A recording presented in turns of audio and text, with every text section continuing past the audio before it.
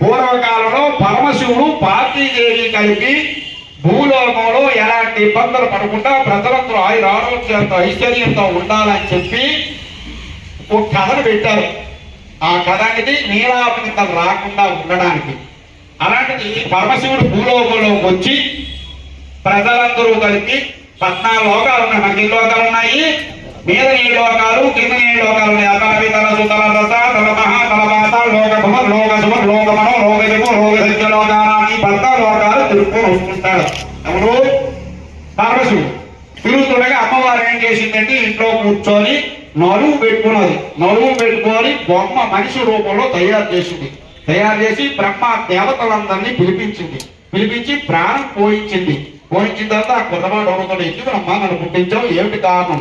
లేదన్నా ఇక్కడ సింహాసనం దగ్గర నిలబడు, ఎవరైనా లోపలికి రానివ్వకుండా చెయ్యని చెప్పి అమ్మవారు చెప్పి సారానికి వెళ్ళిపోయింది. అభ్యాంగ సారానికి బయలుదేరి వెళ్ళిపోయేసరికి ఈలో మహానుభావుడు శివుడు కైలాసం చేరుతున్నాడు. చేసేసి సింహద్వారం దగ్గరకు వచ్చాక ఈ కుర్రవాడు వెళ్ళకుండా చేశాడు. ఏ నాయన ఎవరి తోలుకో ఎందుకు ఈ సింహద్వారం దగ్గర ఉన్నావు ఈ కైలాసంలో అని చెప్పేసరికి అప్పుడు ఇది అమ్మ పుట్టించింది. ఏమిటో నాకు తెలియదు, అమ్మ ఇక్కడ ఉన్నమంది నేను ఉన్నాను, ఎవరిని లోపల రానివ్వనుంది అయితే మహానుభావుడు కోపం వచ్చింది. త్రిశూలంతో శిరస్సుని ఖండించి సప్త సముద్రాలు దాటిపోయినని చేశాడు మహానుభావుడు పరమశివుడు. లోపలికి వచ్చాడు. తొలి మంది ద్వారం దగ్గర ఉంది. లోపలికి వచ్చి పార్థిదేవి అడుగుతుందా, అయ్యా ఇక్కడ కుర్రవాడిని ఉంచాను, ఎలాగొచ్చారు ఏమిటని చెప్పేసి ఎవరో కుర్రవాడు అని అంటాడు. తను వెళ్ళకుండా చేశాడు. నేను త్రిశూలంతో ఖండించి పంపించాను, సప్త సముద్రం దాటిపోయినాను. యథావిధంగా కుర్రవాడిని ఇస్తారా లేదా అని చెప్పేసరికి అప్పుడు నందీశ్వరుని, చండీశ్వరుని, ముంగీశ్వరుని కలిపి పంపించారు. సప్త సముద్రం దాటి వెళ్ళిపోయింది. ఆ శిరస్సును తీసుకురండి అని చెప్పేసరికి ఎక్కడా దొరకపోయేసరికి మరి పరమశివుడి దగ్గరికి వచ్చారు. అయ్యా ఎక్కడ దొరకలేదు, ఏం చేయమంటారని చెప్పేసరికి అయితే ఉత్తర శిరస్సుగా ఏ జీవరాశున్నా ఏ నరుడున్నా శిరస్సును ఖండించి తీసుకురండి అని చెప్పగా అడవులో తీసేసి 9 మాసాలు 7 గంటది ఒక ఉత్తర శిరస్సును పడుకొని ఉన్నది. ఆ శిరస్సును ఖండించి తీసుకొచ్చారు. అయ్యా ఇదే ఫలితం దొరికింది మనకి, ఏం చేయమంటారు? గజముఖ ఐశ్వర్య ప్రదహ, గజముఖ కళలో కానీ ఏనుగు మనకి అనమన్నా దండం పెట్టుకున్నా ఐశ్వర్యాలు కలుగుతాయని చెప్పి అప్పుడే భగవంతుడు అనుగ్రహం ఇచ్చాడు. అందుచేత ఆ శిరస్సు తీసుకొచ్చి ప్రాణప్రతిష్ఠ చేయించి ఆ రోజు భాద్రపద శుద్ధ చవితి, ఆ శుద్ధ చవితినాడు ఈ ప్రాణప్రతిష్ఠ చేశారు కాబట్టి వర్జంతో అమ్మవారు చేసింది కాబట్టి విఘ్నాలు కలిగారు కాబట్టి విఘ్నాశ్వరుడు విఘ్నేశ్వరుడిని నామకరణం చేసి అతనికి ఎరుపు వాహనించి ఆ రోజు అందరూ పుట్టినరోజు చేసుకుంటున్నారు. మనం ఏంటి చేస్తాం? పుట్టినరోజుకి పేర్లు పోస్తాం. అతను ఏం చేశారు? అతనికి కావాల్సిన పదార్థాలని పెట్టారు. ఉండ్రాలు, కజ్జికాయలు, వెలంకాయ, ఏడికి వెలంకాయ మహా ఇష్టం. వెలంకాయ ఇవన్నీ పెట్టి నైవేద్యం పెట్టి పేరు పెట్టి అందరూ అతనికి శక్తులు ఇచ్చారు. దేవతలు, ఋషులు, మునులు అందరు కలిపి శక్తులు ఇచ్చారు. అన్ని రకాలుగా ఏ పూజ చేసినా ఏ విధానాన్ని ఎక్కడ తలుచుకొని వెళ్ళినా సరే గణపతి ప్రార్థన చేసేస్తే కానీ ఏ పూజ మీకు దక్కదు. అతను పూజ చేసుకుంటేనే ఏదైనా పరిస్థితి అని చెప్పి అందుకే ఆయుర్దేహి యశోదేహి శ్రియం సౌఖ్యంగా దేహమే పుత్రాన్ పౌత్రాన్ ప్రపౌత్రాన్ వరకు 3 సంవత్సరాలు 3 జన్మల వరకు కలిపి అతను దండం పెట్టుకుంటే అతని ఇక్కడ ఏం శక్తులు ఉన్నాయి? సిద్ధి, బుద్ధి, లాభ, క్షేమ ఈ 4 శక్తులు అతని దగ్గర ఉన్నాయి. అంత కారణం చేత ముక్తి మార్గం కలుగుతుందని చెప్పి అతను అన్ని శక్తులు ఇచ్చి భాద్రపద శుద్ధ చవిత్రాడు అందరూ పుట్టినరోజు చేసుకుంటుండగా శ్రీకృష్ణుడు అనేది ఆవును కోలుకొని భూలోకంలోకి వచ్చాడు. భూలోకంలో ఆవులన్నీ కలిపి ఒక దొడ్డిలో కట్టి పాలు చేద్దాం కదని చెప్పేసరికి ప్రజలందరూ భోజనం చేస్తున్నారు. ప్రజలందరూ దగ్గర పెట్టారు. అందరూ పదార్థాన్ని పెట్టారని వినాయకుడికి నామకరణం చేశారు కదండి. వెలుగు వాహంతో ప్రసాదం తినేసి ఆ శ్రీకృష్ణుని పెట్టిన తిందామని చెప్పేసి ఇంటికి వెళ్ళొద్దామని చెప్పేసి గణపతి ఏం చేశాడు? కొండ ఎక్కాడు, కైలాసం ఎక్కాడు. ఎక్కిసాక అన్ని పదార్థాలన్నీ ఆ కొండకు తగిలిసిన పొట్ట తగిలిసాక మొత్తం పొట్టంతా ఇట్లిపోయింది. అప్పుడు నాగబంధంతో కట్టించిన భగవంతుని స్మరణ చేసుకొని నాగబంధంతో కట్టించి ఆ పోయి ప్రసాదం అంతా ఉండ్రాలు కజ్జికాయలు ఇవన్నీ తిందామని చెప్పేసరికి చంద్రుడు నవ్వాడు.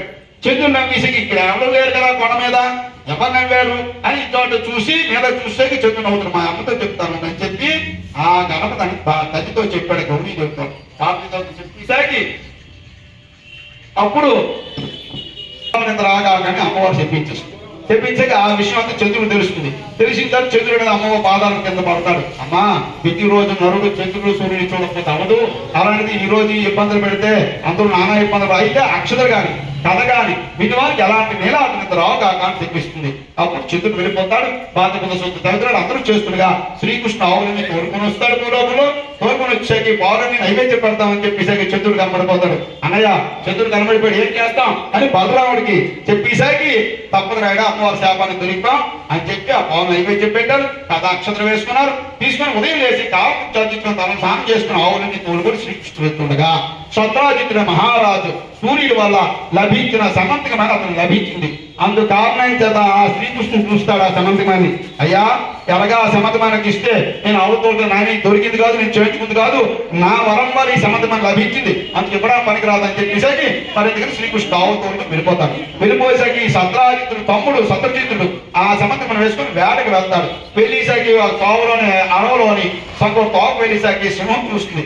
ఆ సింహం అనేది గుర్రాన్ని వధించి ఆ రాజు తమ్ముని వధించి ఆ శమను మనం పట్టుకుని వెళ్ళిపోతుంది. వెళ్ళిపోయేసరికి సంపూర్ణ తోక వెళ్ళేసరికి అడవులోని జాంబవంతుడు చూస్తాడు. ఆ జాంబవంతుడు అనేది శిరస్సు అనేది ఆ సింహానికి శిరస్సు వధించి ఆ శమను మనకు పట్టుకొని వెళ్ళిపోతుంది. జాంబవంతుడు పట్టుకొని గృహలోకి వెళ్ళిపోయి ఆ కూతురుంటే జాంబవతి కూతురు మెడలో వేస్తాడు. వేసిన తర్వాత ఎలా ఉంటుంది? కోటి సూర్య సమప్రభ, అంత వెలుగు కోరిపోయే సూర్యుడు వెలుగు ఎలా ఉంటుందో అంత వెలుగుతో ఉంటుంది ఆ సమంతమని. అది వేసుకున్న తర్వాత చేయమే కానీ అపజయం కాదు. ఎవరికి ఉపాసన తాలూకు ఎవరికి శక్తి ఉన్నదో వారికే లభిస్తుంది, అందరూ వేసుకుంటే అయిపోదు.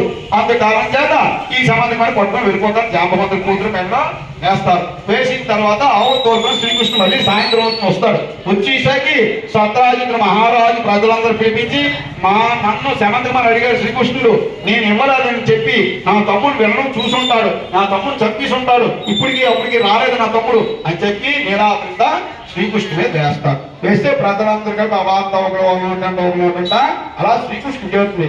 అప్పుడు వెంటనే శ్రీకృష్ణుడి దగ్గరికి శ్రీకృష్ణ అనేది రాజుగారి దగ్గరికి వస్తారు. అయ్యా మిమ్మల్ని అడిగాను కానీ నేనేం చెప్పలేదయ్యా, ఏం చేస్తే ఏం విధానం తెలుసుకుంటాడు. తెలుసుకొని అడవులోకి వెళ్ళేసాక అక్కడ జాంబవంతుడు అడుగులు కనబడతాయి, సింహములు కనబడతాయి, రాజుగారి తమ్ముడు గుర్రము శక్తిపై పడిపోయి ఉంటుంది. అలాగే అడవులోకి వెళ్ళేసరికి అక్కడ గృహం ఆ గృహలోకి వెళ్ళేసరికి జాంబవంతుడు తాలూకా కూతురు మెడలో ఉంటుంది. ఆ సమంతకం పట్టుకొనేసరికి పావుమని ఏడుస్తుంది. ఏడిసరికి జాంబవంతుడు లోపల నుండి వస్తాడు అడవులోంచి గృహలోంచి. వచ్చేకి అయ్యా ఎవరు తాలూకు ఎందుకు ఈ సమంతమని కావాలి? అయ్యా నీలాపని పొందానయ్యా, అమ్మవారి తాలూకు శాపాన్ని తొలగిపోయాను, అందుకాదు ఈ సమంతమని సత్రాజిత్ మహారాజు ఇచ్చేస్తే నేను నీలాపని తొలగించుకుంటాను, నాతో యుద్ధం చెయ్యి, నాతో యుద్ధం చేసి నన్ను చెప్పేస్తావు, నా కూతుర్ని ఈ సమంతమని తీసుకుని వెళ్ళిపోయా అని చెప్పి జాంబవంతుడు చెప్తాడు. అలాగే నువ్వు చచ్చిపోతే ఏ బాధ లేదు అని చెప్పేసి 21 రోజు యుద్ధం చేస్తారు ఆ గృహలో. యుద్ధం చేసిన తర్వాత జాంబవంతుడు చంపేస్తాడు శ్రీకృష్ణుడు. జాంబవంతుడి కూతుర్ని తీసుకొని ఆ సమంతమని శ్రీకృష్ణుడు పట్టుకొని సత్రాజిత్ మహారాజు దగ్గర వెళ్తారు. అయ్యా ఇలా జరిగింది, ఇలా నీలాపందు పొందాను, 21 రోజు ఆ గృహలో యుద్ధం చేశాను.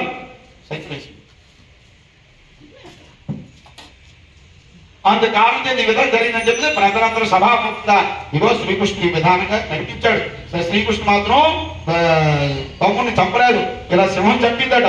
అక్కడ నుండి జాంబవంతుడు సింహాన్ని చంపేశాడు. ఇదిగో జాంబవంతుడు తన కూతురు తీసుకొని వచ్చాడు. ఇదిగో సమంతమని ఇదిగో నాకు ఇచ్చేస్తున్నాడు అని చెప్పేసరికి నాకేం అక్కర్లేదు, నా కూతురు మీరు చేసుకో, సత్యభామని వివాహం చేసుకో అనే రకాల ఆయన ఆరోగ్యంతో నీలాపనం తొలగింది. అంత ఈ అక్షర గాని ఈ వ్రతం గాని విన్నవారికి మునీలాపనం రాగా అని చెప్పి పూర్వకంలో ప్రవేశపెట్టి బాధపద చదువుతున్నాడు. ఈ వ్రతం చేసుకొని ముక్తి మార్గం పొంది అన్ని రకాల ఆయుర ఆరోగ్యాలతో సంతాన సౌభాగ్య వ్యాపార అభివృద్ధి అనుదిన అన్ని రకాలుగా అభివృద్ధి చెందని చెప్పి పూర్వకంలో ప్రవేశపెట్టారు. అలాగే అక్షర దేవుడి మీద అందరూ జై గణేష్ మహారాజుకి.